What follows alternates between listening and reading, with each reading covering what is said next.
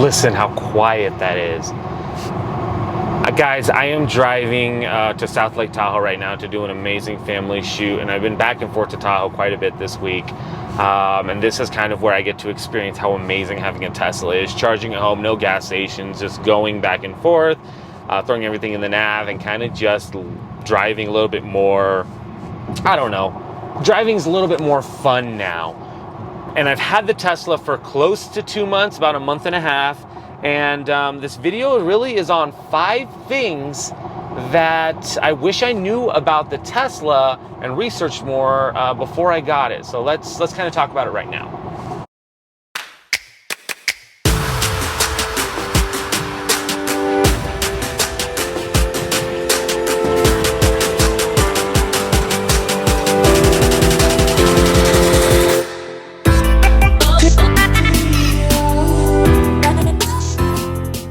What's going on, guys? Welcome back to the channel. This is Jeramie with Jeramie Photography. Thank you guys so much for tuning in today. Guys, this video is something that I've thought about making, and it has to take some time to make, because as you start to get in the groove of your new Tesla, you start to try to figure out what is it that you like, what is it you don't like, what is it that you didn't really understand, and there was a lot of stuff that I didn't know. Right now I'm actually driving because the person in front of me doesn't know what they're doing. And having a Tesla and being able to hit that torque right there and just pass them, this fool right here, makes life a lot easier. So why don't we just go into autopilot here, and I can talk to you guys a little bit. So if you guys are new to the channel, consider subscribing. Video helps you anyway, give it a thumbs up, and then click that bell for notifications. It will tell you every time I come on. Guys, if you're interested in getting a Tesla as well, I do have a link in my description for my referral code, which will get you 1,000 free supercharger miles, which is great to have. And it also give it to me too, which is amazing. The Tesla has been awesome. I have loved it. I've talked to everybody about it. Everybody's excited that I have it. I think a lot of people want one, and it's really, really difficult to kind of explain to people the benefits of it without really owning it for quite a bit of time. Before we ask, I am filming this on the Fat Gecko with my Canon R6, with my Canon M50 right here. And a lot of people are asking how I'm mounting this, so this is just on my windshield right here. It's a Fat Gecko. I just did an unboxing for it. You guys can find it, but it's great and it's amazing. So one of the things I didn't really understand, this is number 1, guys, is something called one-pedal driving. The thing you have to know with driving a Tesla is that it's basically just go and stop. I like to use the word gas a lot because I'm used to gas-powered cars, but basically it's acceleration and deceleration. So you have your accelerator and your brake, your gas and your brake, right?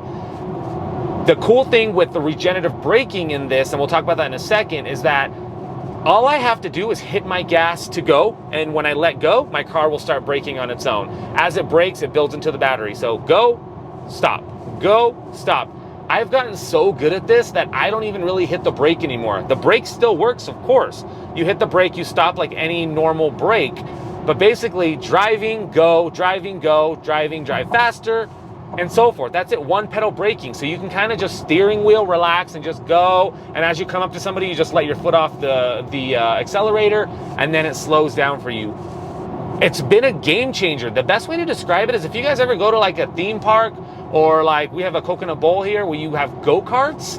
When you're driving that go-kart and you're just going, and then you let go of the accelerator a little bit and hit the corner and then hit it again to keep going. Exact same feel, just as if the brake doesn't exist. And guess what? That helps so much on the lifetime of your brakes, where you're not going to be replacing your brakes, anything like that. So that's number 1. Freaking love it. I wish I understood a little bit more.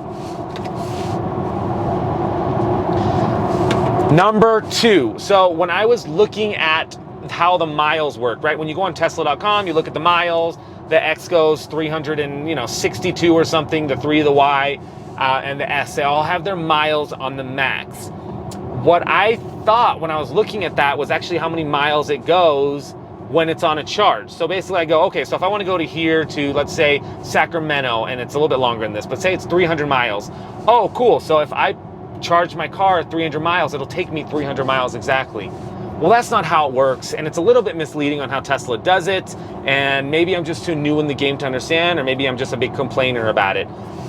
But basically, that 300 is a guesstimation of how far the battery is going to go without taking into consideration hills up, hills down, temperature outside. So if you're driving up to a destination, you're going up a hill, that 300 may become 250 or 240.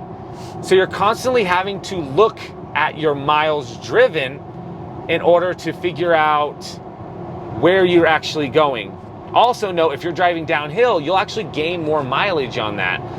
So the best thing to do when you have a Tesla is to put on your navigation and make sure that you're putting it to the location that you're going. It actually does a pretty good job based on where you're going and how many miles or percentage when you get there. So just make sure you don't run out, make sure you have your charger handy in your car, and just know that just because it says 350 doesn't mean you're gonna end up at 350. You might be at 280 charging to that point as well. Oh God, it's yelling at me, it's yelling at me. The third thing we kind of mentioned before is regenerative braking, guys. I think this is amazing. Like I said, when I first got this car, I drove it as if it was a regular car. I had it set to creep mode. I had it set that I had to gas and brake. No hold mode on my thing. Once you get it, you'll kind of understand what that means. But guys, the brake will regenerate itself as it goes down. On the screen here, it'll show orange as you're accelerating, as you're using the battery, and then it'll show green as you're saving to the battery. Now, I'm not 100% sure if it saves into the battery, but basically as I'm going downhill, all the juice that I'm pushing down will actually go back in the battery and add miles to my percentage. And that's amazing. It also makes my brakes last a lot longer. So regenerative braking is the key, and only really the way to really do this is that one pedal braking I was talking about earlier. This one's kind of a bummer, and I learned the crazy way, not the hard way, the crazy way. But basically, this is number 4, guys. The Tesla is a computer on wheels. And like any computer, sometimes it might need to shut down and restart while you're using it. The beauty with that is that the driving mechanism and the computer mechanism are completely different, right? They're completely separate. So I had a situation, and I filmed a video on it, where I was driving home, and all of a sudden everything shut off in my car. Odometer area shut off, computer shut off, and I didn't know what to do, but I was still able to drive my vehicle blind to get to a parking lot and stop. After calling Tesla and figuring it out, they said, hey, sometimes when the software doesn't update all the way, or sometimes there's a glitch in the software, it might just have to reset itself, and you're not going to have to, and you're not going to know when it's going to happen, and you're just going to freak out like I did. Went online to the forums and found a lot of people having this situation. It could happen within 2 months of having it. For me, it was 3 weeks of having it, or 5 years of having your Tesla, and you're never going to know. So I did a little PSA on it. Remember, it's a computer on wheels. The other thing that I learned, holding the 2 roller buttons right here where your thumbs are will actually reset the computer. So if your Bluetooth's acting up, your computer, your navigation's acting up, you can actually reset it. Technically, you can reset it while driving, but let's recommend you to pull over, do it. It lasts about 2 minutes and it'll come back.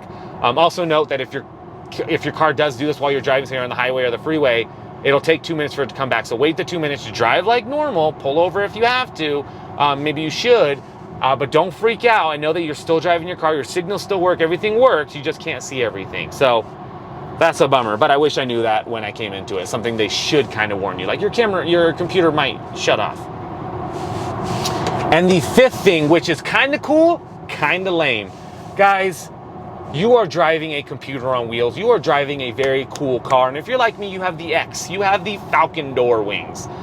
Well, you are going to be talking to a shit ton of people about your car, why you love it, how many miles it goes, how fast does it go, does it really do this, how many people does it seat?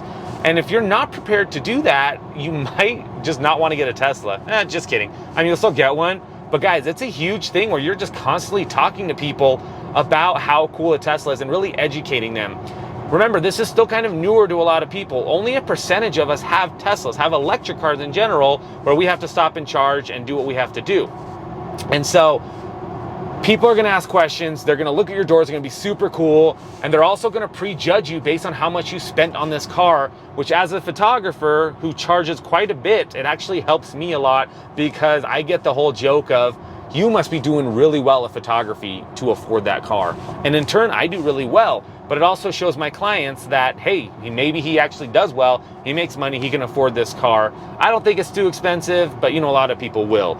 So the cool factor, talking to people, explaining a Tesla, helping Elon push more of his product out is something you're just gonna naturally do, and you have to be ready for it. So put on a smile on your face, answer the questions for people, make YouTube videos like I am, and just kind of float along.